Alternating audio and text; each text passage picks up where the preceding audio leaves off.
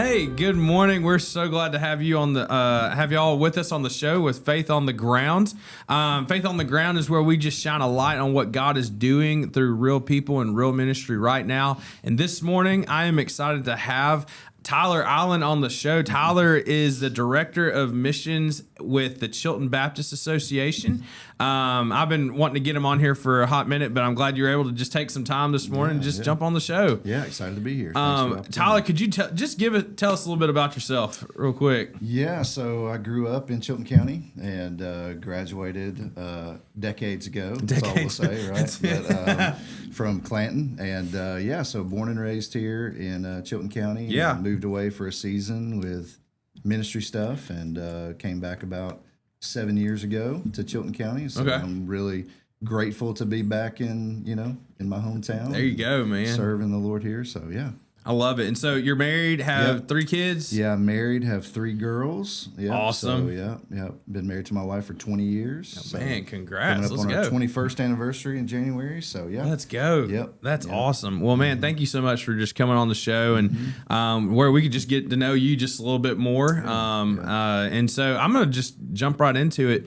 Tyler, how did you just first feel called into ministry, man? Yeah. So, I came to Christ around age 8, and like a lot of people, there wasn't a lot of discipleship maybe that was going on. Yeah, just kind of, hey, we're glad you've been saved and you've come to Christ, but it was later on that a youth minister started to really pour into me and invest in me, and I kind of had a moment when I was around 15 years old where God was doing something in my heart, and I wasn't sure exactly what it was, but it was so powerful that it made me even start to question like what happened when I was 8. Like, did I really understand the decision I made or whatever? But through talking with some other people, came to discern that kind of encounter with the Lord as a call to ministry. And so it was around age 15 when I surrendered that call and preached for the first time at age 16. Oh, wow.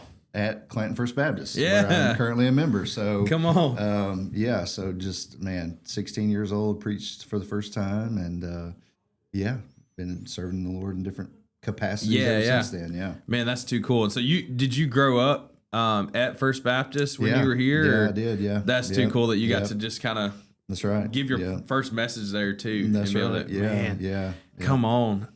And so I guess kind of going into that, I guess what was a moment that just confirmed that you were just right where God wanted you to be? Yeah, and it's kind of a challenging season in our life too, maybe. So we spent a couple of years overseas serving as missionaries in Congo, and when we moved to Congo, we really felt like this is what we're going to do the rest of our lives. Like we sold everything, sold our house, sold our cars, sold everything, and went to Congo with a couple suitcases and a newborn. And oh man. And so we, at that time, just really felt like that was God's call on us forever and ever. But then we had to come home for unexpected reasons, and so things that we didn't anticipate, some health things that happened in our family, and so all of a sudden we're back here in the States, and I was really in a time of wrestling with, okay, Lord, like we were willing to go, right? And like a lot of people aren't willing to go to a place like where we were in Congo, and we're willing to go. We were there, and I thought this was your call, but now what? Like, why? So I was really disillusioned in that season of my life, and in that kind of season, the Lord kind of spoke to my heart and said, who told you weren't a missionary anymore, Tyler? Like, that's good. You think you were a missionary because you were serving with an organization or you were living in a different zip code, right? But the reality is you're a missionary now, and so I started to kind of reframe that transition into what if God took us there to help us learn what it's like to live as a missionary, and then bring that kind of missionary posture and vision back to churches here in North America, which I think need to rediscover a missionary posture in their community. And so in that season, I kind of saw how God, looking back, in hindsight is 2020, as we always say. So I can look back and see how that difficult season and transition that was unexpected was really God positioning us for the rest of our lives. So man, that is too cool. And man, the Congo, what a that's so cool. Just to be go overseas in that. And so I think that is cool how you mentioned that, just how we do, like, churches today really do need to take a step back, really, and just look at their missions here. That's right. And how we're called here. That's right. And I think that's one of those I don't know. I get fired up about that just because it's just one of those things, because I'm just like, man, we are on the mission field every single day. Every day. That's right. Whether you go to work, whether you go to school, wherever it is that's that you're working with people. Yeah. You know? Yeah. Your mission field, I like to say your mission field is one step in front of wherever you are. Ooh. You know, so like, it's not defined by geography or your pay stub, or it's defined by who you follow. And if you're following Jesus, then you've been given a mission. You've which been called. makes you a missionary. Yep. Right. So, Man, that's too good. I love it. And so I guess behind what you're doing right now, what's just the heartbeat behind that? Yeah. So at the association and so there's a lot of overlap, you know, obviously, which is a good thing that there's overlap between my personal kind of vision for ministry and what I do with Chilton Baptist Association. But the most succinct way I could say it, I think, is Jesus is the vision and love is the mission. Yeah. So that's a phrase that kind of encapsulates just what I want to do in ministry. And so love, like, you know, love God, love others. We can really overcomplicate stuff, but wait a minute, you're telling me. That's right. Love is the mission. It's like love God, love others. Okay, good job. That's the mission. Like, so love is the kind of goal and vision. And so of course I want to do that with everybody. But my particular burden is for pastors and ministry leaders in their churches. Yeah. And so coming alongside them and kind of being a pastor to pastors. And sometimes, you know, if you haven't served in ministry, you may not think about that, but like, who's the pastor go talk to when he's having a struggle, or when he's just discouraged or needs some counsel? Like, who does he go to? And so who pastors the pastors? You know? And so I'm in the unique role to get to do that and just support pastors and encourage them. That's so cool. Yeah. So no, and I feel like that's very much needed. I know we talked about that earlier a little bit, but just I think that's one of those things that pastors go through so much stuff on a daily basis. And I think that's cool for you to step in and just to pastor them, be that person that can, for sure, they can confide into and talk to. And so and you see it a lot with either churches that'll post about you kind of coming to their churches, and I guess just like checking in on them and speaking in different churches as well. Yeah, I get there's 54 churches in the Chilton Baptist Association, which is a lot. So you don't have to be a math whiz to figure out that takes a lot of time visiting and getting around the churches. It takes me a while to get around to all of them, but I try to visit all of them every year is my goal. I don't always meet that goal. I've been to like over 40 different churches this year, visiting and sometimes preaching, sometimes just being there to fellowship and worship with them. But every morning I'm reaching out to pastors and just saying, how can I pray for you? Anything going on I can support you in right now that's going on in your ministry. So no, that's awesome. That's great. We're going to jump into our second segment. So it's called just Ministry in Motion, what you're doing. What's something in your ministry just right now that you are just really excited about? Yeah. So there's an expectation sometimes, it's really an expectation of people in ministry, I think in general, of what you might call omnicompetence. Okay. Right. You're expected to know everything. Right. And you can imagine being in a role that I'm in at an association level, a network of churches, 54 churches. You know, get a lot of calls with like, hey, what do we do in this situation? Or what would you advise us about this particular scenario or this ministry or whatever? And so that's kind of a lot of pressure. Just a little bit. Be in a position like that and have a lot of questions coming at you. And like, I guess I've shifted into what I would call more now a coach approach. Okay. Which coaching people think of as athletic coaching, but the origin of the term goes back to like what we call a stage coach. Okay. So, and the purpose of a stage coach was you get in it and it takes you from where you are to where you want to go. Right. Coaching is an approach that I've kind of adopted in my ministry to not be the answer man. And be free of the omnicompetence. You know, and like, say, you know what, I don't know the answer, but I got some great questions we could ask that might help you discern what's best in your situation.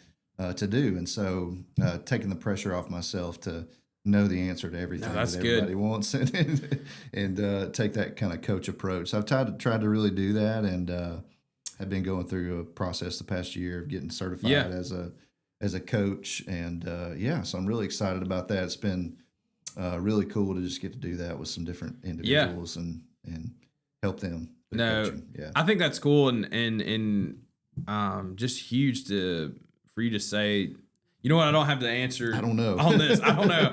And I think that's big, like, it takes a lot to just truly say that, because sometimes we try to, I guess in those ministry roles, just be like, okay, let me, here's what I think. Here's this answer. But man, just to be real and just say, hey, I don't know, but guess what? We're gonna take. Right. We're gonna work through this together. Here's some options. It's become like my favorite phrase. I don't know, like, and just say I don't know the answer, but let's talk about it. Maybe let's get some other people together to talk about it. And brainstorm. And I'm a whole lot more comfortable saying I don't know than I've ever been in my life. So.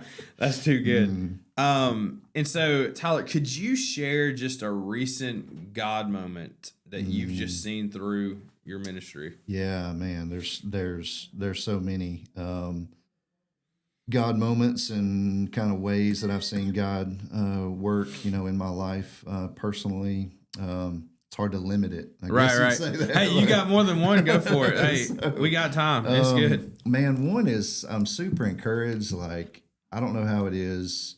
I kind of, sometimes we get kind of siloed, and even though I'm like the Baptist guy, right. I have a love for everybody, anybody that's doing kingdom work. Like I love connecting with anybody that's doing kingdom work, not just our Baptist churches, but I know in particular in our Baptist circles, like we've talked a lot about a shortage of pastors, right? So the average age of a pastor has gone up by like a decade recently. So it used to be like in your 40s was kind of the average. Now it's going up to like mid 50s is the average. Wow.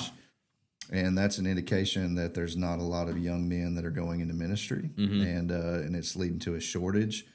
And so all that to say, we really started praying like a couple of years ago, sensing that shortage was coming. Yeah.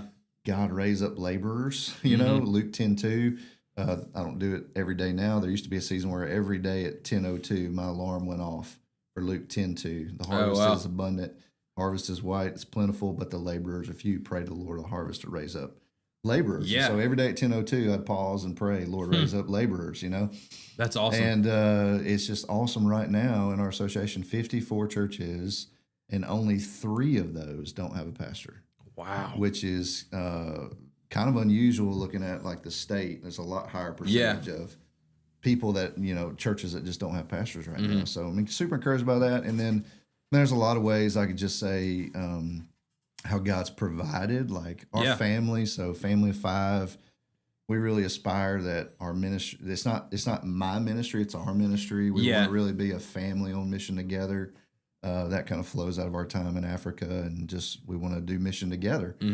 So anybody, it's got kids, that adds up a little bit. Like, family of 5 all wanting to go do a mission trip in the summer. You're talking about a heavy bill. And so that's always a joy in the summertime for us. We go do mission trips and stuff together as a family, but it can get kind of expensive to do that. Just a little bit. And I was praying about that. This is like this last month, November, was praying about that already, thinking about the summer. Lord, how are we going to pay for this stuff in the summer? And and I just have not because you ask not. Lord, would you provide?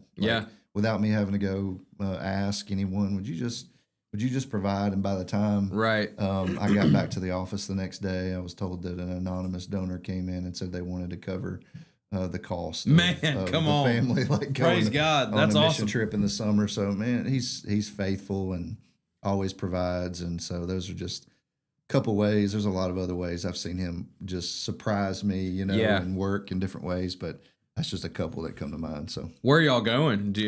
We go every summer to New Orleans. Okay. So there's a program there, Mission Lab, and it's through the New Orleans Seminary there. And we've gone every summer the last, I think, 5 summers. Wow. And so so it's a great trip. We do a lot of ministry in the city, and it's just a blessing to be there, even though it's so hot and it's yeah. crazy humid, but anyway, it's every summer. So that's become a major trip for our family every come summer. on. That's awesome. And this question might kind of sound the same as this, but I think there might be a little bit of a difference. How have you seen God move in unexpected ways lately? It's just like, whoa, wait a minute. I think it's kind of tied into what I just talked about, but there's and it's always, I guess, my prayer is that question kind of reveals a lack of faith, right? Like unexpected. I should be like, no, I totally expected that. I knew it was all. He was going to do all this. I knew that God was going to do this, and because one of my thoughts with like missions work is if you can get people to experience mission, then God just can captivate their heart in a fresh way. And I think that's how God calls people into mission, is by them experiencing like a short-term trip, you know? Yeah. And so that's how it was with me. Oddly enough, grew up going on mission trips, associational mission trips. Yeah. Now I'm working at the Here we go. association. But God used those trips to stir in my heart passion for missions at a young age. And so there's a young lady that has been going with us the last 4 or 5 years as part of that trip to New Orleans. And, just recently, she felt God calling her to serve as a summer missionary. So instead of going for 1 week, she's going to go for like the summer, and then I think even beyond that for a year. And I just wasn't. I should have been expecting that God was going to call, somebody to potentially do that, but I just was kind of like, oh man, that's amazing. Like God's stirring in the next generation, especially in their heart to engage in His mission. So it's something recently that happened. Yeah, man, that's so cool. And it's cool getting to go to like those kind of little mission trips, especially. I feel like the summertime is like the main time you have time to do that. And so that's like we've taken some kids. It's called Alabama Rural Ministries. It's based out of Tuskegee. And it's within our like church, like Methodist area. And so we've done stuff there for I think 2 or 3 years. We weren't able to go this past year just because time changes and stuff, but we're helping out in Tuskegee, Alabama, and just helping redo some houses. And it's the hottest time of the year. And we're up there. I went with we have most of our girls, they'll come, and if they want to help on the work crew, they can. But there's like a little day camp that happens for like some kids and stuff in the area that they'll put something on, and then we'll go. We went to this one house and it was so hot, but we were putting on a new roof. So we were taking them shingles off, and I was like, I'm going to get up there. I'm going to do this. And I get up on this roof, and as soon as I put my foot on there, I'm like, nope. I'm down. I'm out of here. I am not up here. This is for the young kids. The young people do this. That is not me. Right. That's right. But we got that house. We got that roof up, and gosh, that was a rough one. I'm not gonna lie, but man, it was so cool because you get to stuff like that. You get to just, I don't know. I think sometimes with missions, we look at like the deed that's being done, but then you also get to look at, you can almost kind of forget. Oh wait, why? Let me talk to these people that we're helping. You know, and that was for me. I had to kind of take a step back because I was just like, man, like that's right. I got to share the gospel. We got to share the gospel with these people, and. And so I know, I don't know, just you talking about that made me just flash back to that. And it was such a cool time. Just being able to, just love on some folks, kind of like what you said. That's right. And so, but anyway, we're going to take a quick little break. And then we will be right back after this with just some personal and real questions.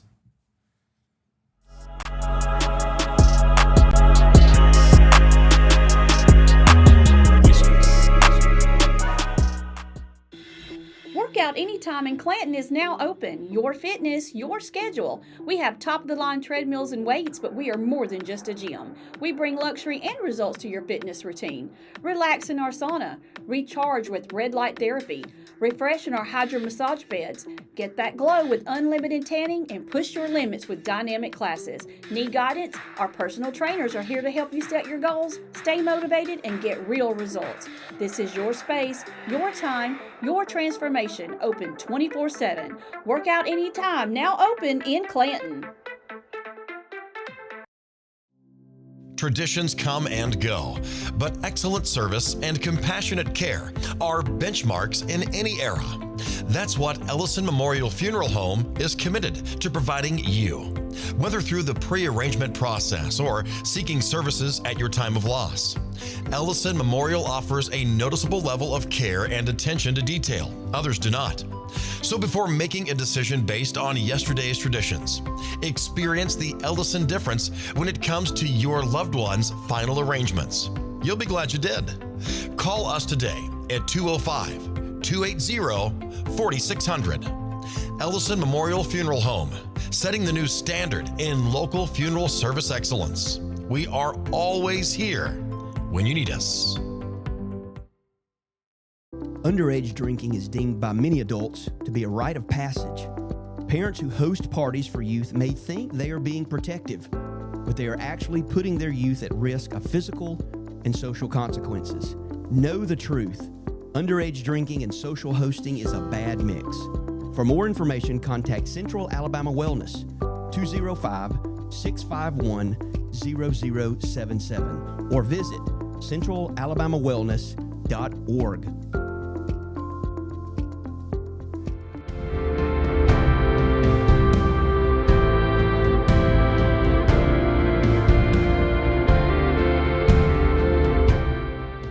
All right, we are back with Faith on the Ground here with Tyler Island. And so we're going to jump into our third segment, which is just being more personal and just a little bit real.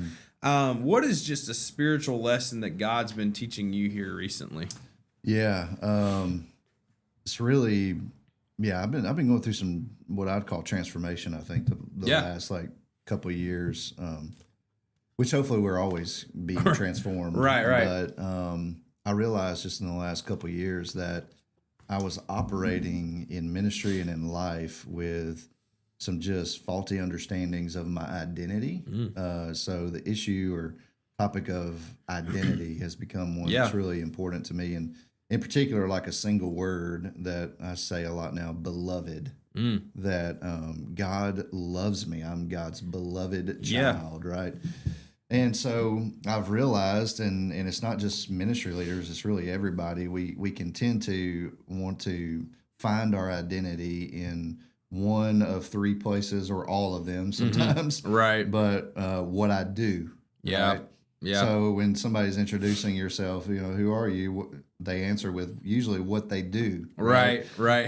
So just if you want to just really throw somebody off, just next time they say, who are you? Just say, I'm a beloved child of God, and watch them, Excuse me? You're supposed to say your job, not what you do. So anyway, we define ourselves by what we do. A second thing is what other people think about us, like other people's opinions about us. And then a third is not what we do, what other people think about us, but then what we have, right? Or what we can kind of purchase or possess. And, and man, when I saw those three categories, somebody else teaching them to me, I started to see them everywhere. Like, a lot of like marketing and stuff is not really selling you a product, but trying to sell you an identity that comes with the purchase of the product. Right.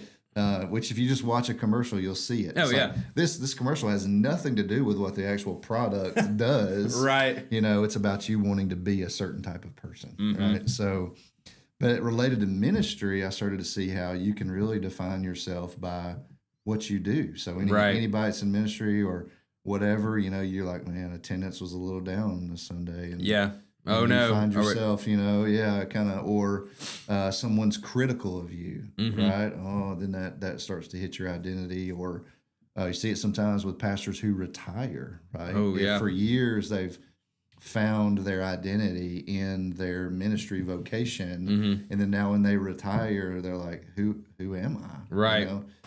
So anyway, just seeing all those different patterns in my life and shifting to, instead of what can I do, what can God do? Yeah. Right. What has He already done that secures my identity as His beloved child? Yeah.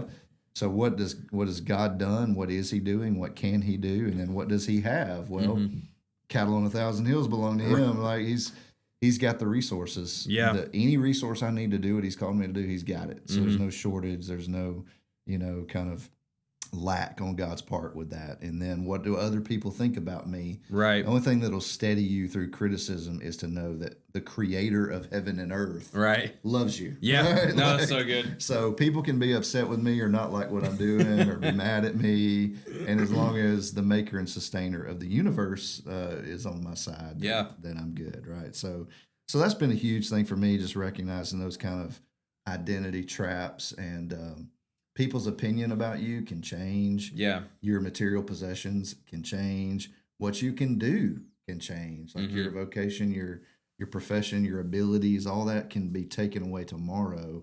But what can't change is God's love for you. Yeah. Right. So it's That's a good. steady foundation to kind of build your life on. No, and I think that's something that a lot of ministry leaders tend to do is kind of man. depend on Yeah. what am I doing? Am I doing enough for these Yeah. people? Yeah. If not, what is the criticism that's going to come out of it? Yeah, that's And so right. I think that is wise words for Yeah, sure. that's right. On that one. It's definitely it's a strong temptation, like to, especially with criticism, right? Like a phrase that's become meaningful to me is to be a God-defined leader Yeah. with a non-anxious presence. Ooh. And like the only way I think you can get to that is if you're really resting in what God thinks about you, Yeah. right? Because otherwise, when the criticisms come, you'll be tempted to cave on what you clearly believe God's led you to do or wants Right. you to do, but you'll cave to kind of appease the critics or whatever. Yeah. So, yeah. No, and I think that's one of those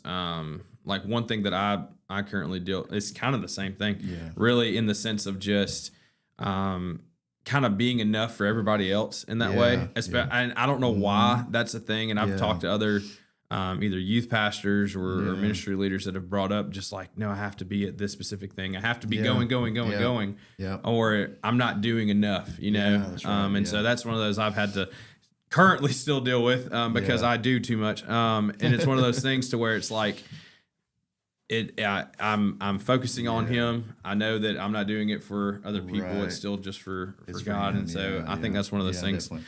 It takes a lot to take a step back and really work on yourself in that way. Yeah, that's right. Yeah, absolutely. And so, Yeah, and I've realized that, like I've been really bad in the past about overcommitting and like, nobody else in ministry ever struggles with burnout, but yeah. wait a minute. But I definitely have hit those points in the past, and it was largely because I was trying to base my identity on my performance, and Right. what I was achieving or what I could accomplish, right? Instead of just realizing, God's gifted me for particular things, and those are the things He wants me to do, and if it doesn't really align with my gifting and passions, like I'm free and you're free to Yes. say these magic words. Let's say them together. Exact- No. That's so good. Man, I the other day I had to I was once again, like I said, do too much. And there was one thing that I talked to you earlier. Like I'm a musician. I played in band and all other stuff. And there was this group in Prattville.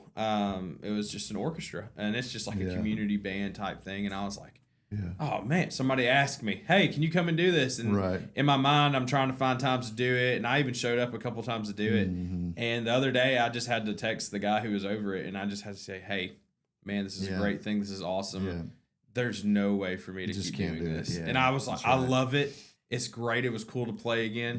Yeah. But it was one of those things I'm like, this is not the season Yeah, right now. that's right, And yeah. so, but I didn't Yeah. feel bad about it. I think it was one of Yeah. those where it was just like, That's man, right. I want to be with my family. That's right. I want to Yeah. do stuff. I Yeah. still want to help still with my ministry and doing that as well. Yeah. This just is not the season for it. I right love now. the word you're using, season. Like, Yeah. that's become so meaningful to me. Like, there's seasons, right? Like, Right. I'm in a season right now where I live at the Evangel basketball gym because I have Yeah. 2 kids that are doing cheer with them, and Yeah. so JV and varsity. So that means 4 basketball games every time we go. So like, there's seasons, right? Right. There'll be seasons in the future where I have more margin and where you have more margin, Yeah. and we can do more than we can now. It's just seasons. Right. That word's important to me. I think So, it's great. And so, man, what is something that just keeps you encouraged on the hard days or on the difficult days? yeah, going back to our time in Congo, this is a lesson I think God kind of taught us there, but we Yeah. all know the Great Commission, you know, to go and make disciples of all nations. Mm-hmm. But there's a verse before that and a verse after that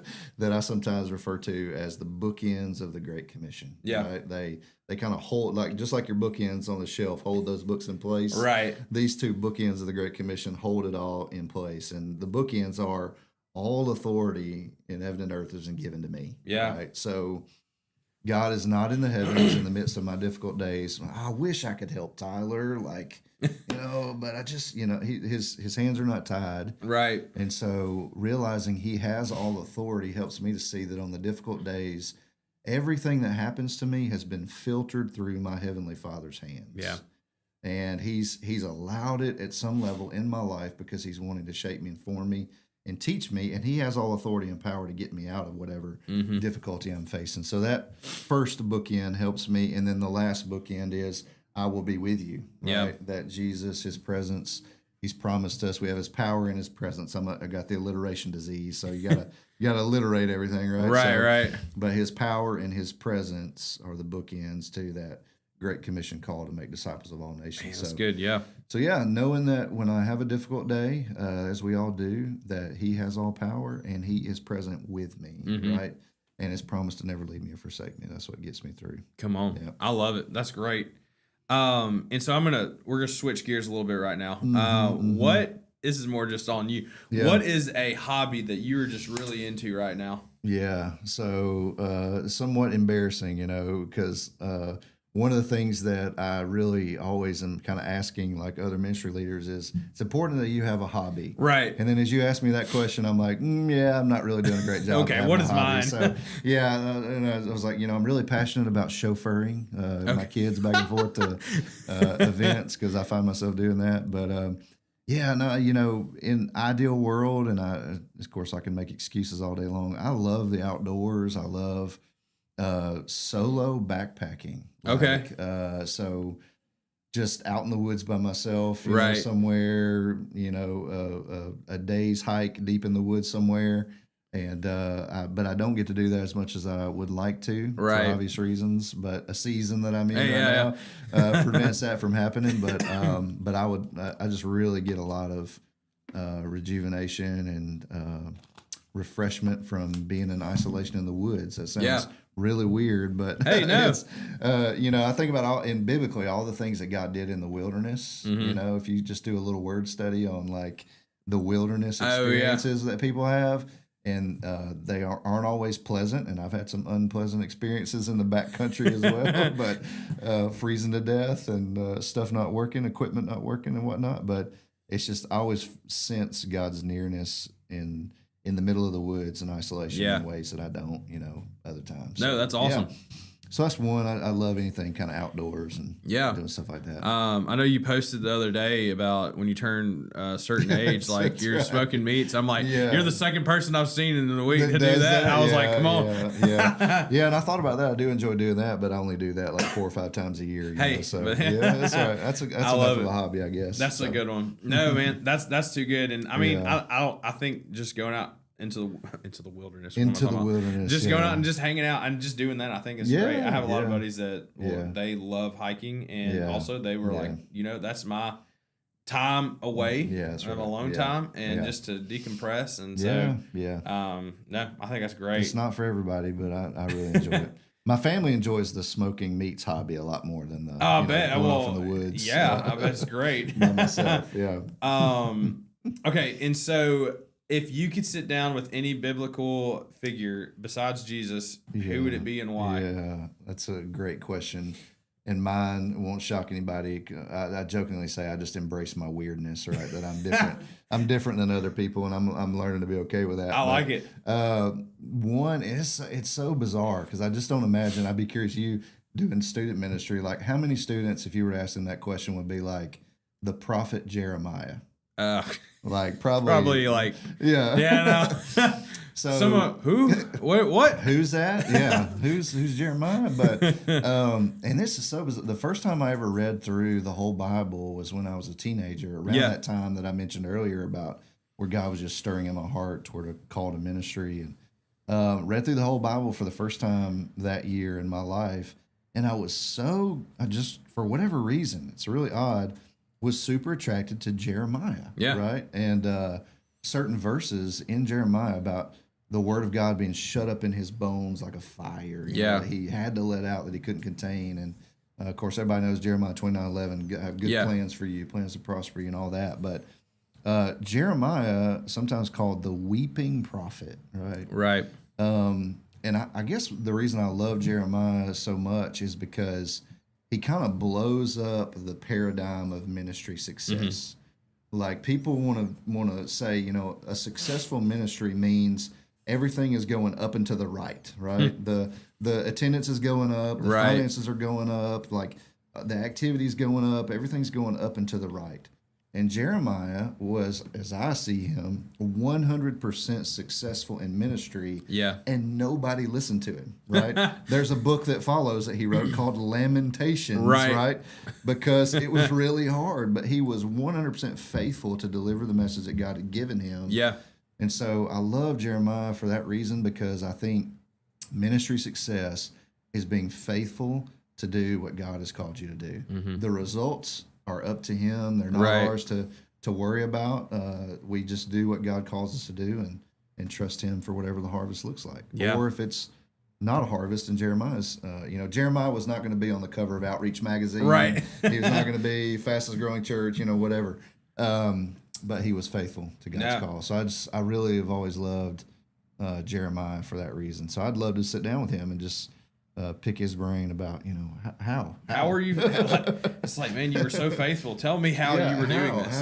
How do you follow through on a call like that and even God told him, like, they're not going to listen. Right. He knew he was going to a stiff-necked people, but so just, man, fascinated by Jeremiah. That's good. I think that's the first time I've gotten Jeremiah. I'm serious, and I love it. I wouldn't be surprised. It's typically but it's good though. Odd It's answer. good. Yeah. I love it. No. And I guess because I see so many leaders beating themselves up, in ministry because things aren't going up and to the right. Right. And they start to question their value. They start to question the validity of their ministry and stuff. And it's like, no. Are you doing on a daily basis what you feel like God's called you to do? Are you sharing the messages that God is putting on your heart to share with people? Are you being faithful? And if you are, man, he is pleased. Right. Well done. Good and faithful servant. Yeah. That's awesome. I love it. And so I'm a big worship guy. I think that's one of those also that I love to do. Yeah. What is your just go-to just worship song right now? If you listen to it, it doesn't matter what. Yeah. And just I was just gonna check. I think going along with the what God's been teaching me about belovedness. Yeah. There's a song by Crowder, and I think somebody else is with him on the song, but it's basically the song "God Really Loves Us." Yes. You know that song? Yes. It's so good. Man, I think we went to Winter Jam. When was it? Either last year or the year before that. And they performed that song, and I had not heard it before because I'm bad to get in a rut and just. I have my little worship playlist on Apple Music, and I just roll with the same songs all the time. So I don't really always know the newest stuff that comes out. But when he sang that song, I was like, man, that just really spoke to me because, like I said, I think. I don't know. I can't speak for other people, but I have a suspicion that a lot of people, even like believers, walk through life with this kind of nagging doubt. Does God really love me? Yeah. Or does he just tolerate me? Right? Like, does he really delight in me as his child? Right? Or is he just kind of, oh, there he goes. Is he like this disgruntled, grumpy, kind of God? Or is he does he genuinely love me and delight in me? And I love just how that song, he really loves us. Not just God loves you. God really loves you. Like, just really speaks to me, and going back to his nearness and presence and all that. Now that sustains me through difficult days. Yeah, that song just has really been a go-to for me recently. That's awesome. Yeah, that Crowder's got some good stuff, man. Yeah, and even his newer stuff. At first, I kind of fell off the Crowder train for a little bit. Yeah. And then he recently just came back just with some hits. Yeah, me too. I wasn't listening to him for a while, and then when we saw him at Winter Jam, I was like, dude, he's back. It was so good. I don't know anybody too. He's so diverse in genre. He's like whipping out banjos 1 second, and like and he's rapping or something next. It's just something. So diverse. He's been around forever. So. Yeah, but I like Crowder a lot. So. I love it, man. No, that's good. Well, hey, we're going to take one more break, and then we will be back with our last segment, just looking ahead and what ministry is looking like going forward. And but yeah, we'll be right back after this.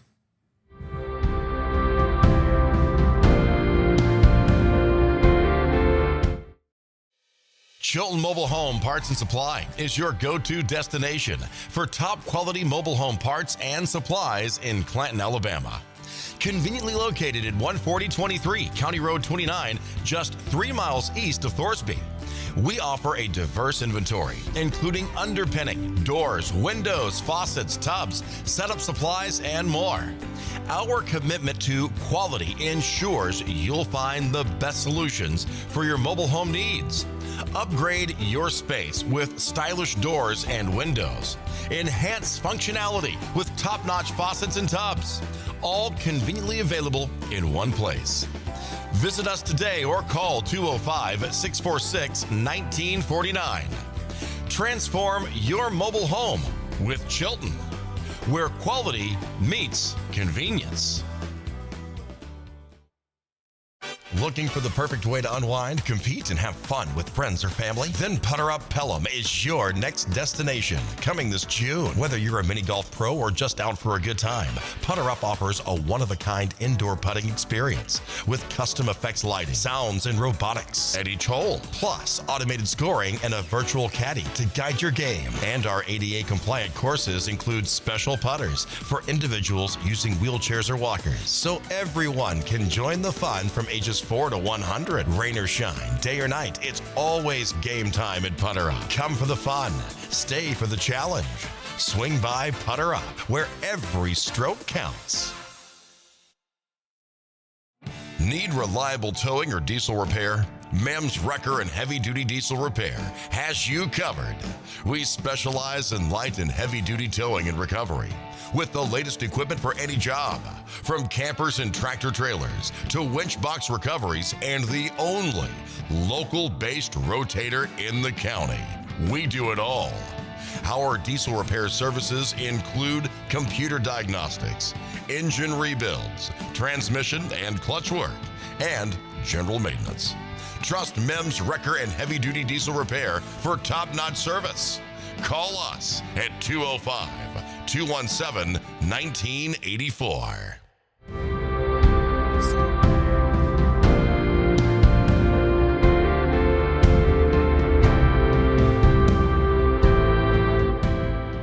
All right, we are back with Faith on the Ground with Tyler Island, and this is our last segment, just looking ahead and what ministry looks like going forward for him. But Tyler, what are you just currently praying for within your ministry right now? Yeah, I think I'm always praying for unity. Yeah, and unity is different than uniformity.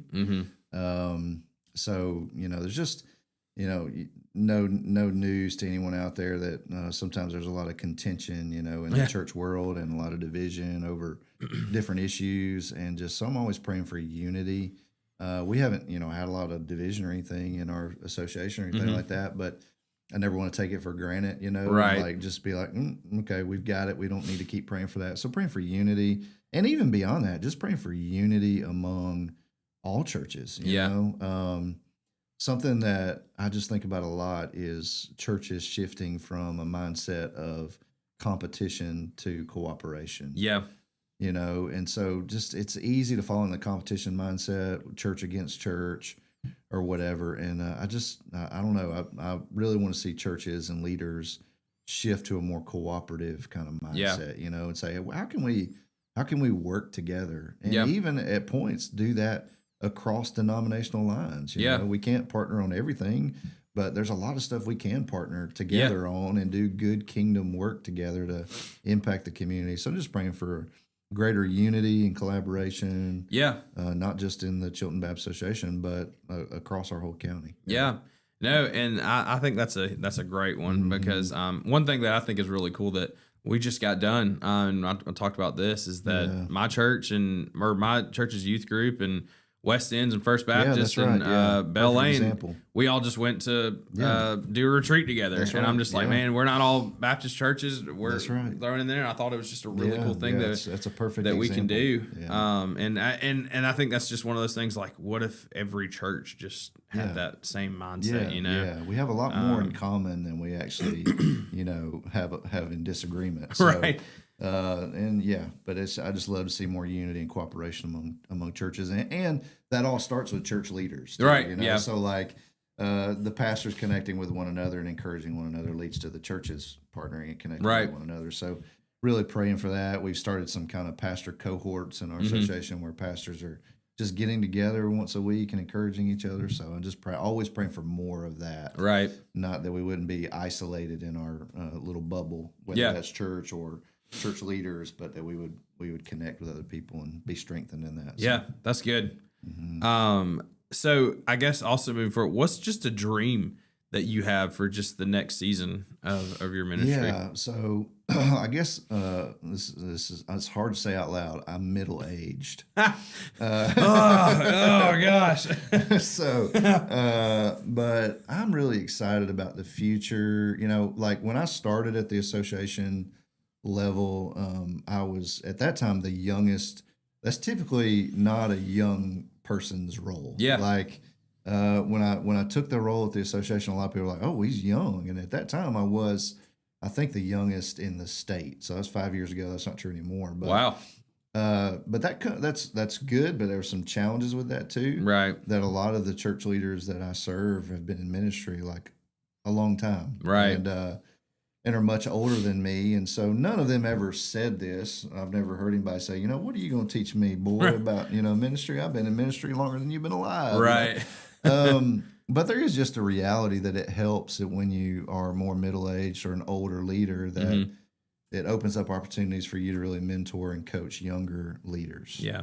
And so I'm really just excited about the future. It's weird to say I'm excited about being older, but I am. Yeah. Moving into that phase of like, hey, I've got some miles on my tires and I've got some experience in ministry, and I would love to pass what I've learned on to the next generation coming behind me, Yeah. and have opportunities to really do more coaching with ministry leaders that are kind of just starting in their ministry. Yeah. Well, this actually kind of leads into my next question, and I think it very well. Yeah. What is something that you would just tell yourself just first starting out? Yeah. For those that are just going into That's it, right, that's what's right. something that just Yeah, first starting out? yeah, Hey, that's don't right. do this. Or Wisdom is learning from other people's mistakes. Yeah. So I definitely would say to myself to be careful of those identity things that I mentioned earlier. I would that would be front and center in advice I would give to myself going back to age 16, is not to let criticism sidetrack you, not to let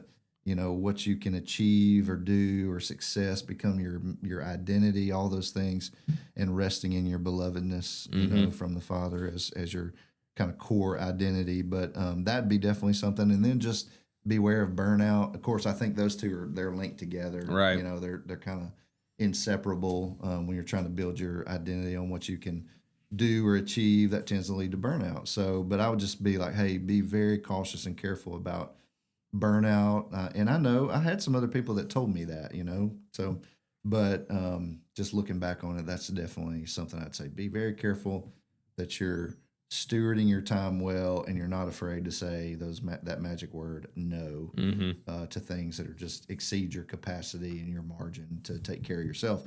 And then that too, maybe I keep thinking of more things. A third thing, right? Hey, no, is that you can't pour from an empty cup. Yeah. And so it's so strange, because yes, Jesus does call us to take up our cross and follow him, and that involves sacrifice. He didn't say take up your lazy boy and follow me. He said take up your cross and follow me. So that's going to involve sacrifice. It's going to involve death to self.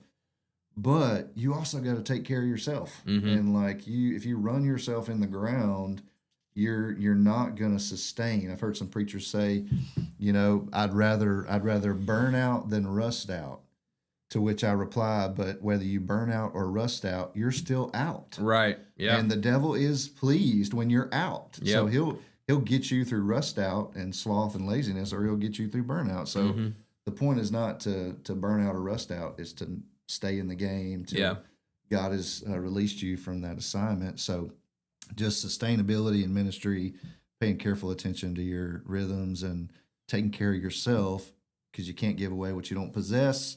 Yeah. You can't pour from an empty cup. So focusing on just your own walk with the Lord and letting your ministry be an overflow Yeah. from your personal walk with Jesus. That's some stuff good. I definitely would say. That's great. And so I guess just the last thing, how can the community just be praying for you personally? Yeah. Just through your ministry, personally, all that good stuff. Yeah. I guess personally, some of my mentors have given me these 4 words that I've kind of adopted that just really constant prayer for me. The first is dependence. Yeah. Pray that I'd be dependent on the Lord, like that I wouldn't, fall into the trap of, again, thinking I can accomplish something without him. Right. John 15, apart from me, you can do nothing. Yeah. Now, you can do a few things. You can do nothing apart from me. So just dependence on the Lord. A second thing is vulnerability. Trying to be honest, like as a leader. So I have been given counsel before, like, hey, don't let people see your weaknesses because then they won't follow you. Right. And I think that's horrible advice. Right. Yeah. So, yeah, for sure. Instead, show them who you really are. And then you'll find, I think, and I have found that, man, he's like me. Yeah. Right? He's not on a pedestal. He's a human like me, struggles with similar things to me. And so I want to be vulnerable. And the only way you're vulnerable is if you're resting in your belovedness. Yeah. Right. That you can be real and say, you know what? Yeah, no, I argued with, my wife or my kids are challenging me right now or whatever. Because the reality is pastors have those same struggles, and but sometimes they just don't. They won't show act like they don't. Right. So we all do. So anyway, dependency, vulnerability, alignment is a value of mine. I always ask people to pray for me that I would work in my sweet spot. How God's gifted me, what I'm passionate about, and that I would avoid getting outside of that. And then surrender.